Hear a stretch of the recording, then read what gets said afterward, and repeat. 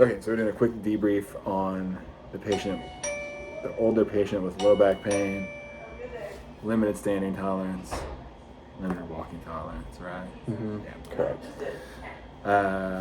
So we talked about the goal was to figure out like what her functional priorities were. Do you think we did that? I'll close this door. Yeah, that's fine. Yeah, I think we did. I think we kind of figured out, where our priorities should be. Our priority in session is to figure out, give her, exercises to do in standing and walking to get work on that. But we also have to figure out, things to relieve her pain in those positions as well. And then I think we did a pretty good job of that, of figuring out how to kind of balance those. Yeah, so in the session, it came to me that I think we were sort of looking at the way to prescribe exercises through different lenses. Those are two lenses. There's probably more.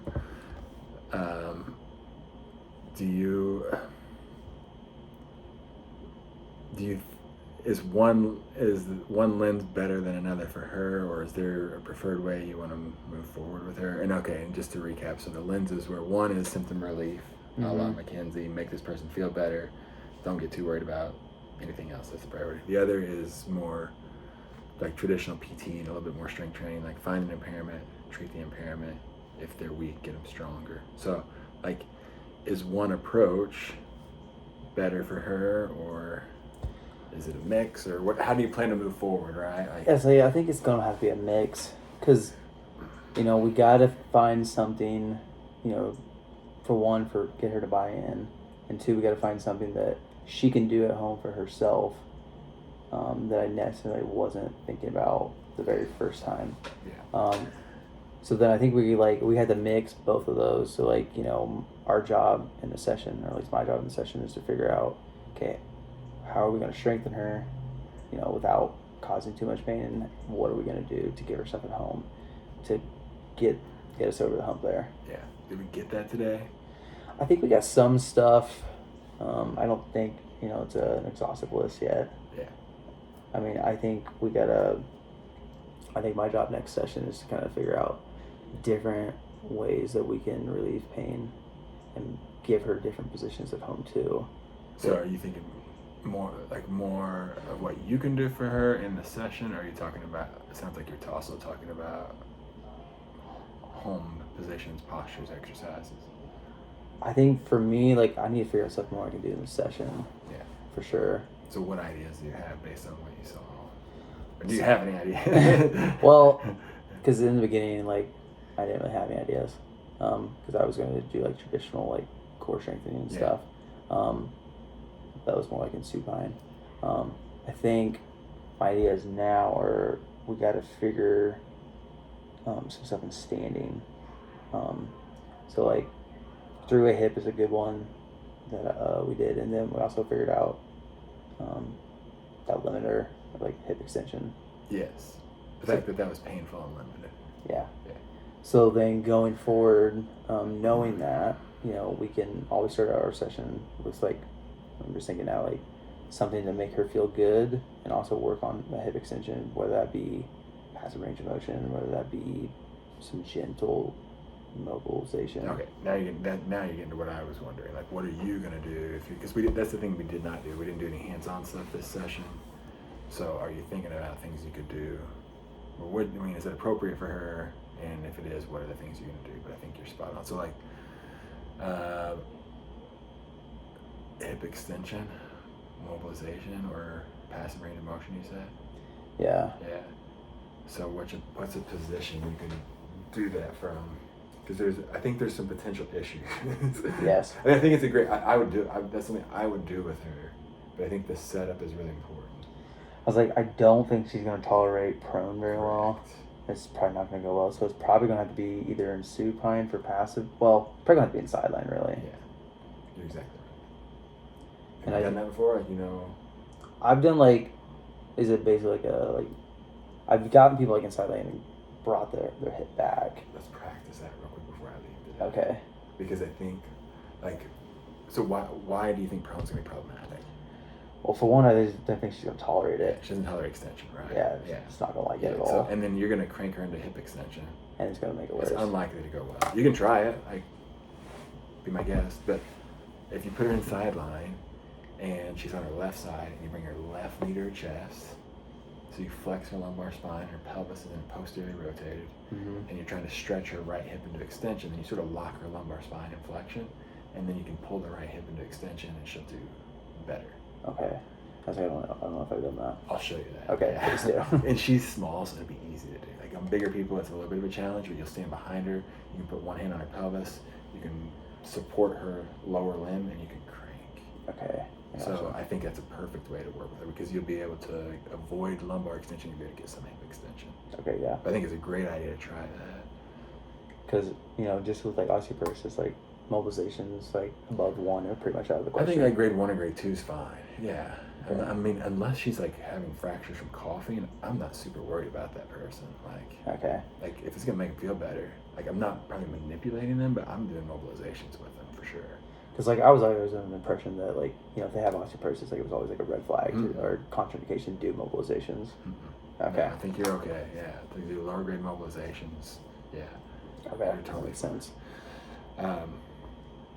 Cool. And I think she's on board with what you're doing with her. One of the things I would love to see you keep working on is just like those little bits of education along the way of for her, one of the bits of education has got to be I think you did a good job with her. One of the bits of education has got to be there's going to be some ups and downs, right? I don't expect that we're going to find something we're just going to get you better. I think she's fine with that, but I think coming back and reiterating that helps you to get buy-in when you do something that makes her a little worse, which inevitably is going to happen with someone like her. Yeah. It's just she's just going to have enough ups and downs. It's going to be tough. So it's getting constantly trying to come back and keep making sure she has buy-in. We're trying some new things to get you better. She mentioned the walking, that's a goal, and she was starting to go back to it. So I sort of jumped in and started asking questions because she goes, "Oh, my husband, since he passed away, I'm not walking as much." So listening for those things to go, okay, that's a goal. She's not walking, and then she started to. She expanded on it once we opened the door for her. She's and now I've moved, and I don't have sidewalks. So it's sitting down with her and talking through some of those barriers. The reason she's not walking may not just be her back. There might be actual other. It sounds like there's other issues, right? So can you knock some of those things down and help her get back into walking, even if it's 10, 15 minutes twice a week, not 30. But it might be problem solving, helping her find a friend that'll walk with her, or helping her find a space and not necessarily stretching her hands on. So don't forget, that's within your scope of practice to do those things too. Yeah, because then you could expand off that. Let's say, she comes in, hey, I walked 5 minutes. Okay, so now let's try to make it 7. For sure, yes, exactly. That could be one of your key indicators you're following, and it's just a subjective report from her. I was able to walk 10 minutes. I had 3 out of 10 pain. Okay, are you okay with that? Yeah, I'm okay with that. Let's do 12 minutes next time. Okay. Right? I think that's a great thing. But to me, walking would be great for her, and letting her see getting some, especially if you can find something that gives her pain relief. Walking, irritating her back a little bit, not a big deal. You get done walking, you go do this stretch, you're gonna feel better. But that's all predicated on you finding something that gives her relief, right? That's why it's so important to be able to find that, because then you can do some of the other things that we know are good for her, but might also irritate symptoms a little bit. And then you can get her out of this cycle where she's inactive enough that she's just not going to get better. And then just kind of stiffens up. Yeah. She's inactive enough now that she's going to have a hard time getting better. So, but don't forget that it is part of your job to explore those other things. So, and because of her age and some of the other factors, some of the social factors she's describing, she's going to be a fun case to work through, but it's not going to be smooth. No, probably not. It's just not. Yeah. Other things related to her that I'm just trying to think of stuff to fill our session, because that's another thing too. I always think of okay, you gotta do this, and this, to get the time that we need. Yeah. What are your thoughts on just gentle core strengthening in supine first, and then going into like more like standing stuff, or what would you do for that? Do you have to do it in supine? I guess the question would be like, if you're thinking about transitioning, great. What's the benefit of doing it in supine? And there might be some. Versus just going to standing and doing it. I think standing is like more like bang for your buck. I think supine she might be easier to start with, so she can get used to like what that feels like. It was kind of like my thought process. But if she can already do it in standing, I mean, it doesn't really seem. You don't probably want to go back. Yeah. I mean, I guess I would ask you, if you had to prioritize things, and you say, okay, manual therapy that gives a relief, home activities, stretching, exercises that give her relief. Those are two different interventions. Core strengthening is an intervention. Mm-hmm. Walking is an intervention. Like, how would you want to prioritize the session with those things? Next session is something you should probably think about. Yeah, I was like thinking definitely for like, so this hip extension one, and then but and you think about that as an intervention. Are you talking about the hip extension as an intervention or as a test retest? I think it's more like an intervention. Okay. Because I mean, we can still look at that as a retest. Yeah, I would go one step back. And if that's the intervention, great. Go one step back and go, okay, my test is standing hip extension, eyeballing range of motion, getting a sense of symptoms, right? My intervention is manual therapy, hip extension, passive range of motion, contract, relax, and then go back and do your test retest. Does it feel better?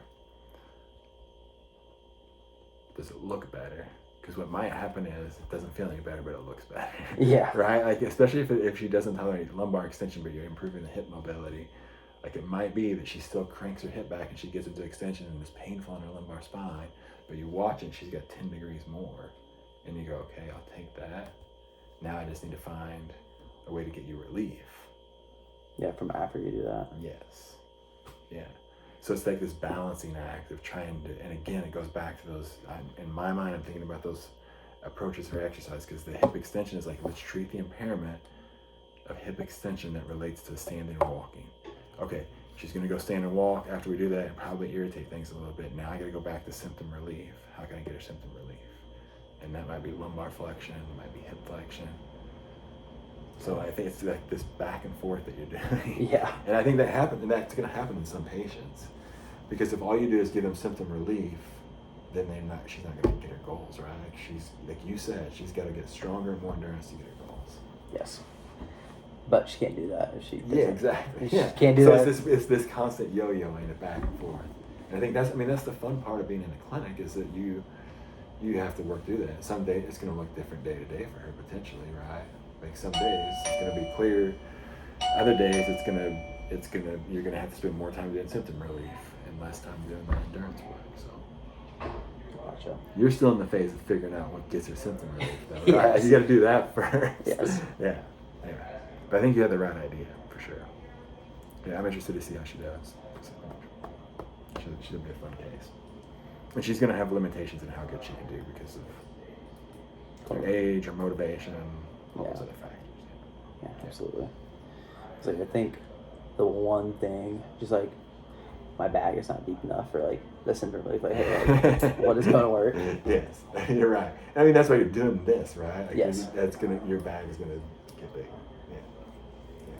Because then, like, you're like, those thoughts are in my mind. You're like, man, like, what do you do?